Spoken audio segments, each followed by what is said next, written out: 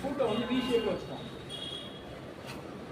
We ஷேப்பில் வச்சுட்டு உங்களோட தைஸ் வந்து ஆர்ம்ஸ் இருக்கு இல்லையா, ஃபார்வர்ட் தையாக வச்சுக்கோங்க. இப்போ நான் பண்ணுறதை பாருங்கள்.